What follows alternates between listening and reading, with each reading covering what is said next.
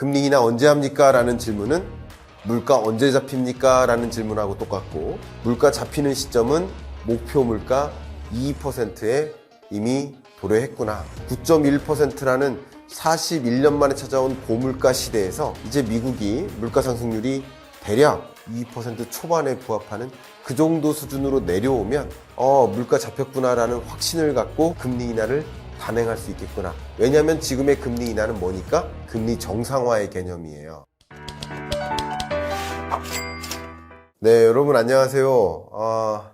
20만 구독 기념으로 얼마 전에 파티를 했었는데, 그때 증문즉답으로 여러분들께 하나하나 다 말씀드리다가 결국 이 질문에 대해서 3시간 동안 다 답변을 못 드렸어요.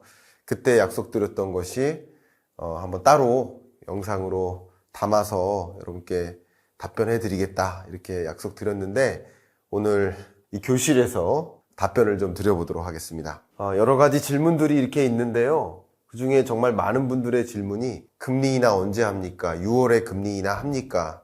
이런 질문이세요. 답변을 한번 드려보겠습니다. 금리에 대한 의사결정을 어떻게 내릴까? 금리를 인하해도 될 것인가? 인하할 시점인가? 라는 것을 판단할 때 중앙은행은 크게 3가지 요소를 고려한다 라고 말씀드렸어요. 그 첫 번째 요소가 바로 물가 안정되었느냐, 두 번째는 경기 불안하지 않느냐, 경기 안정 어떤가, 세 번째가 금융 안정 여부다, 이렇게 말씀드렸습니다. 근데 미국의 경우 경기가 불안해서 조급하게 금리를 인하할 만한 그런 상황은 아니라는 게 여러분 이미 이해가 되실 것이고요. 금융 불안 문제도 상업용 부동산 시장의 부실 문제는 있지만, 이거 굉장히 중요하죠. 상업용 부동산 부실 문제 있습니다. 근데 이것이 미국의 금융 부실을 가져올 가능성도 있어요. 근데 이 금융 부실로 인해서 결과적으로 금융 위기 올 것인가, 이 얘기는 달라요. 그러니까 결국 이거는 맞고요. 이것이 미국 금융 시장에 이만큼 있다면 이 중에 금융 부실로 전개될 일부가 요만큼이라고 해본다면, 역시 금융 부실은 있을 수 있으나 미국 전체 금융 시스템을 흔들 만큼의 금융위기로는 안 가겠다라는 생각을 해볼 수가 있어요. 그것이 위기이냐, 제가 계속 강조해드리는 게 위기이냐 아니면 지금 경기 침체냐, 경제 위기냐 경기 침체를 명확히 구분해야 된다. 왜냐하면 경기 침체일 때 나타나는 현상과 경제 위기일 때 나타나는 현상이 완전히 다르니까, 자산시장에 나타나는 특징과 실물 경제적으로 나타나는 여러 가지 특징들이 다 다르기 때문에 그냥 뭐 작년에도 위기였고 올해도 위기였고 내년에도 위기입니까? 4월에도 위기고 3월 지금도 위기입니까? 그럼 5월은 위기 아니고요? 그럼 언제가 위기입니까? 디파인을 잘 하셔야 된다라는 말씀을 제가 꾸준히 드려왔었는데, 그런 면에서 상업용 부동산 부실 문제 있어요. 특히 오피스 공실률이 심각하다라고 말씀드렸죠. 그게 금융 부실을 가져다 주긴 하지만 그게 금융위기로까지 갈 가능성은 좀 희박하다, 현재 이렇게 보고 있습니다. 마찬가지 금융 부실 문제가 너무 심각하게 우려되어서 서둘러서 금리를 인하할 만큼의 그런 상황은 아니다. 그러면 이 3가지 요소 중에 페드가 봤을 때 뭐를 고려하겠다는 거예요?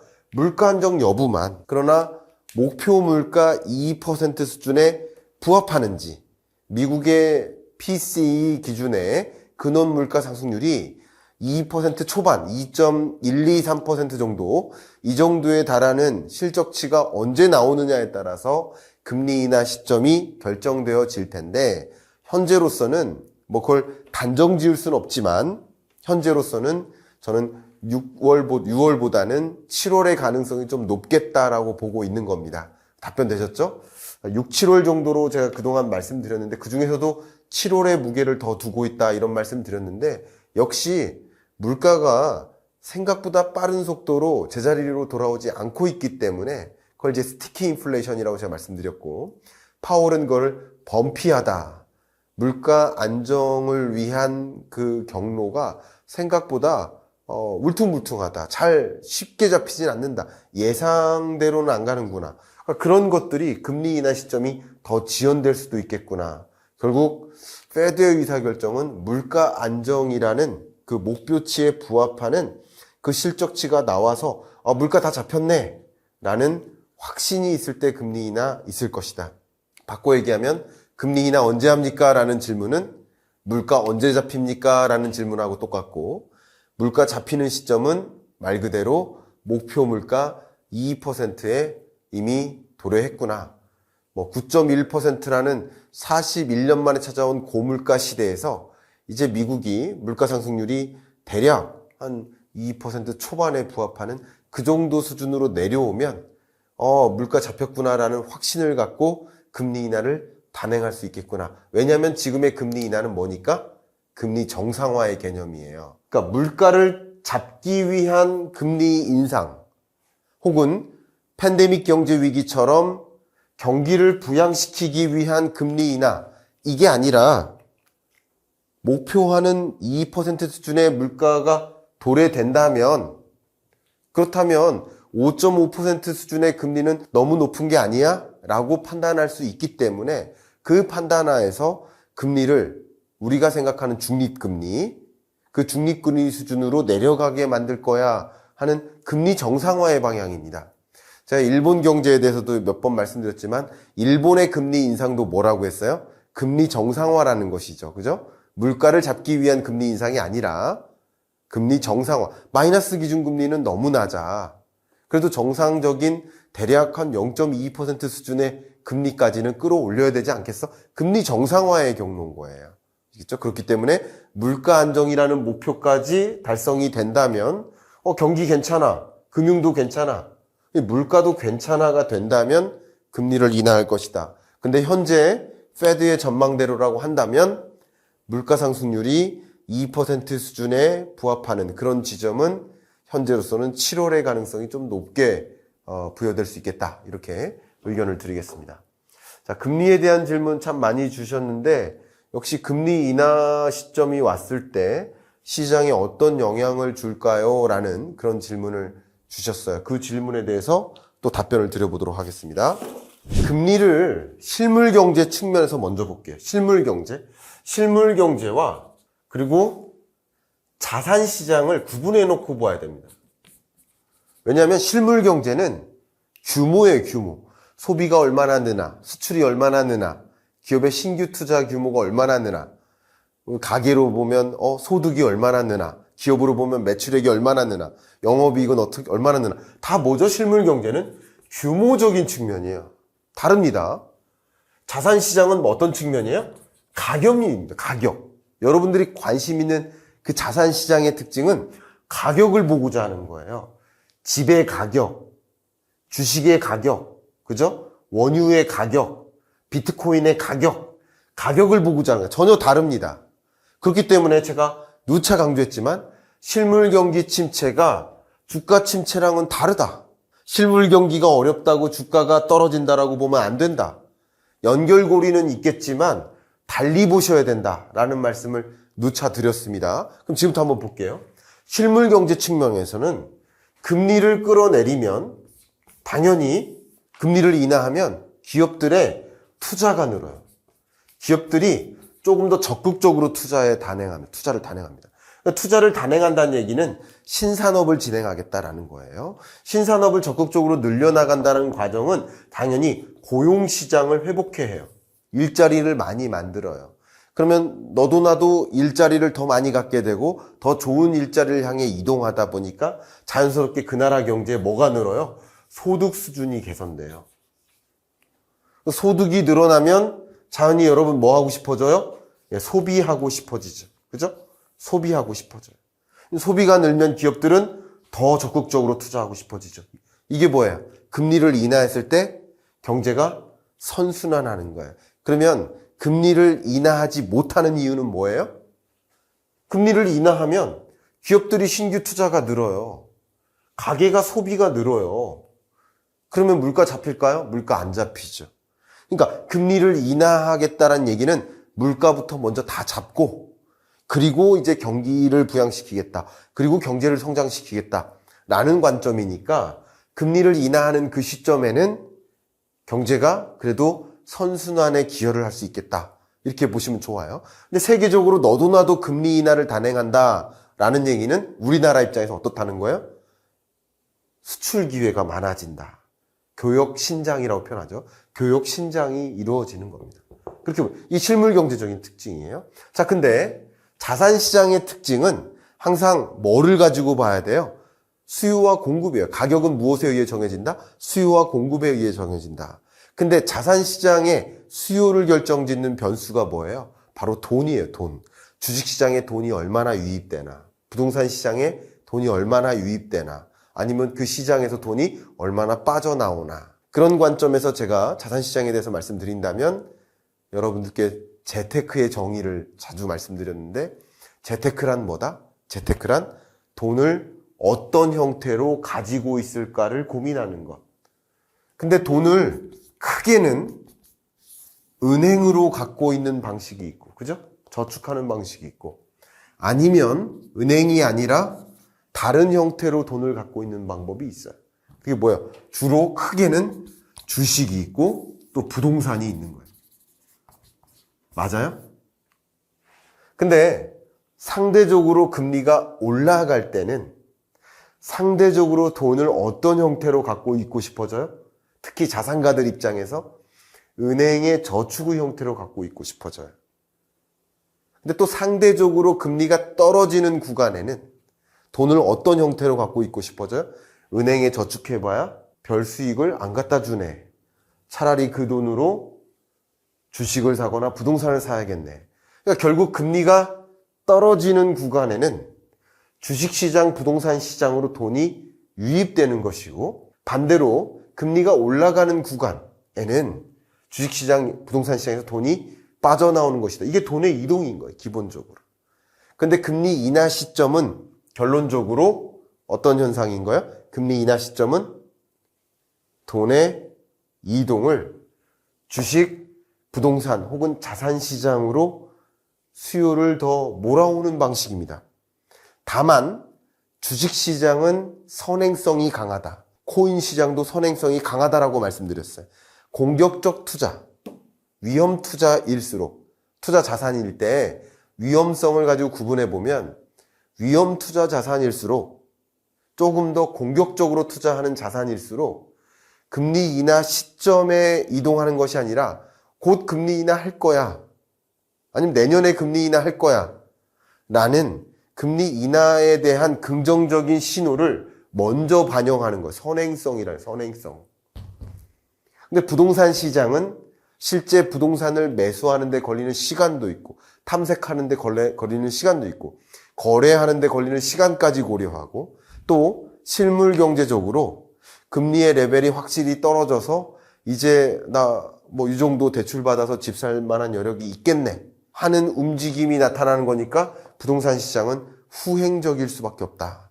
그러니까 선행성, 후행성이라는 특징이 있겠다라고 금리 인하의 효과를 정의할 수 있을 것 같습니다. 자, 그러면 이제 제가 여러분들께 금리에 대한 질문 많이 주셨고, 그것이 시장을 어떻게 움직이는지를 질문을 많이 주셨기 때문에 그 질문에 대해서 더 구체적으로 하나 더 답변 드려보도록 하겠습니다. 자, 그러면은 실제 이 실물 경제와 자산 시장 간의 격차, 제가 누차 말씀드린 게 경기 침체 온다. 22년에 23년 경제 전망하면서 23년부터는 경기 침체가 옵니다. 근데 경기 침체와 경제 위기는 다른 겁니다. 라는 말씀을 누차 강조해 드렸죠. 그죠? 근데 경제 위기가 아니라 경기 침체인 거예요. 전혀 다른 겁니다. 제가 강조하겠습니다.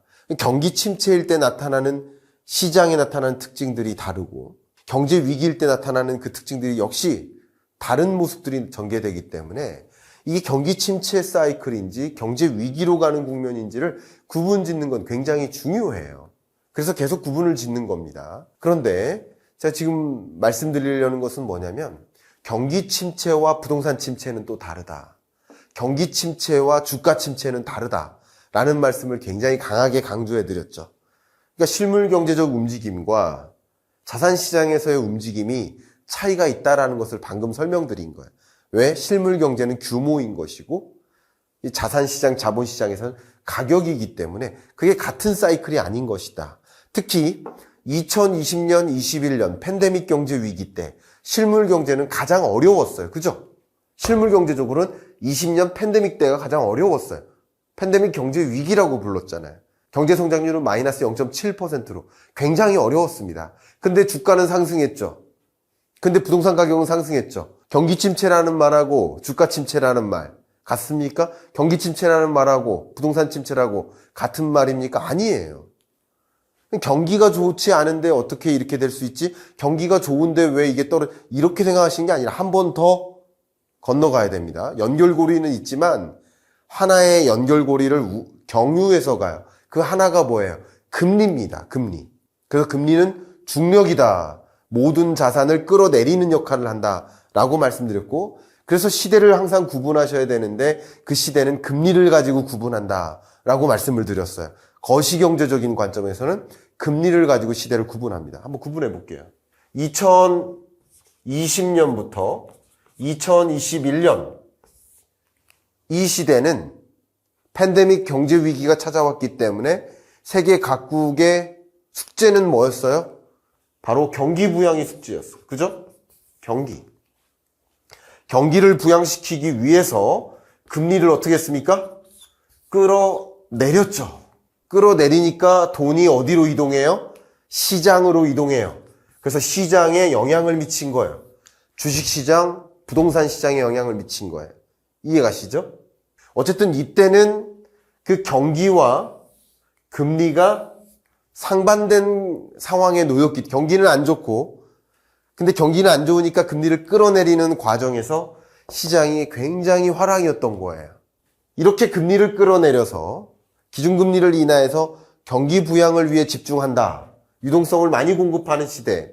그런 시대를 저는 완화의 시대라고 했죠. 완화의 시대. 자, 그런데 반대로 2022년이 찾아왔어요. 2022년부터 23년은 숙제가 뭘로 바뀌어요? 경기 부양이 아니에요. 22년의 숙제는 경기는 됐어요. 물가 안정이 중요한 시대예요. 물가가 숙제입니다. 2022년 6월 미국 물가 상승률은 9.1%를 기록하고 그것은 81년 이후로 41년 만에 최고치에 달하는 고물가가 등장했기 때문에 그 고물가를 물가를 끌어내리기 위해서 뭐를 또 작용시킵니까? 금리를 인상해요. 역시 금리입니다. 금리를 끌어올립니다. 그러니까 당연히 어떤 영향을 미쳐요? 시장에 영향을 주겠죠. 왜냐하면 여러분들이 관심 있는 건 시장이니까요. 금리를 끌어올리는 과정에서 시장에 영향을 준다. 근데 그 시장에는 어떤 시장들이 있어요? 가장 대표적으로 외환시장. 미국이 그토록 금리를 강하게 인상하는 동안 우리나라는 그만큼 인상하지 못했어요. 그 어떤 나라보다 미국만큼 강하게 금리 인상한 나라가 없었어요. 그러니까 당연히 외환시장에 초강달러를 가져오죠. 역시 주식시장. 금리를 인상하다 보니까 돈이 어디로 이동해요? 은행으로 쏠려요. 그러니까 경기는 안 좋지만 은행에 돈이 쏠린 거예요. 은행으로 주식시장에서 돈이 빠져나와서 은행으로 들어갔기 때문에 주가는 당연히 떨어진 거죠. 22년 10월, 11월. 코스피도 바닥이었죠. 부동산 시장. 당연히 부동산 시장에서 돈이 빠져나와요. 빠져나와서 은행으로 가는 거예요. 왜냐하면 은행에 저축해도 안정적인 수익성, 5% 정도의 수익률을 가져다 주는데 굳이 자산가들이 돈을 부동산 시장에 놓을 필요가 없어요. 부동산 시장이 조정돼요. 금융부실이 야기되죠. 미국 실리콘밸리뱅크 사태라든가 또 중국의 부동산 개발업체들의 도미노 부실 사태라든가 한국의 부동산 PF 부실 문제 이런 것들이 금리 인상에 따라서 부동산 가격은 조정되고 건설사들이 돈을 못 갚게 됨에 따라서 금융기관들도 돈을 못 받는 거 아니야 하는 금융부실 문제가 제기되는 거예요. 비슷한 일들입니다. 실물경제도 영향을 줘요, 당연히. 이제 22년, 23년 동안에는 금리 인상을 단행하다 보니까 경기에 부정적인 영향을 주는 거죠. 실물경제에 경기 침체가 찾아오는 거죠. 그러니까 20년, 21년, 22년, 23년, 약 4년 동안의 경제를 정리하면 이렇게 끝나요. 근데 22년, 23년은 뭐라고 정의한다? 이른바 긴축의 시대다. 금리를 끌어올려서 물가 안정시키는 게 초점이 되는 경제. 긴축의 시대인 겁니다. 근데 2024년은 어떤 시대인 거예요? 고금리에서 점차 내려오는 완화의 시대까지는 아니지만 완화의 시대로 건너가는 전환기임에는 틀림이 없습니다. 맞죠? 전환기인 거야. 전환기니까 당연히 어떤 움직임이 일어요? 시장이 또 요동치기 시작하는 거죠. 예를 들면 코인 시장. 그러니까 코인 가격이 오르는 현상을 제가 여러 가지 근거를 들어서 설명드렸지만 여러 가지 근거 중에 하나가 뭐예요? 금리 인하에 대한 기대감. 금리 인하 했어요? 안 했어요? 안 했어요. 금리 인하에 대한 기대감만으로 코인 시장으로 금리 인하하니까 돈을 은행에 두면 안 되겠구나. 시장으로 옮겨 놔야겠구나. 그 옮겨간 것 중에 하나가 뭐예요? 코인 시장이에요. 왜냐하면 가장 공격성이 높은, 위험성이 높은 투자 대상이기 때문에 상대적으로 먼저 선행해서 코인 시장으로 돈이 유입됐던 겁니다. 다른 요소들이 있겠습니다. 반감기라든가 뭐 ETF 승인이라든가 다른 요인이 있겠지만 그렇게 설명을 드리겠습니다. 그리고 뭐가 움직였죠? 주식시장. 부동산 시장은 언제 움직일까요? 상당히 후행해서 움직인다. 이렇게 말씀을 먼저 정의해서 드리도록 하겠습니다. 이게 소위 금리 인하로 인해서 나타나는 주요 특징들이라고 볼 수 있겠습니다. 그 다음 여러분들이 주신 질문 중에 부동산 시장에 대한 질문을 많이 주셨어요. 부동산 시장에 대해서도 의견을 좀 드리도록 하겠습니다.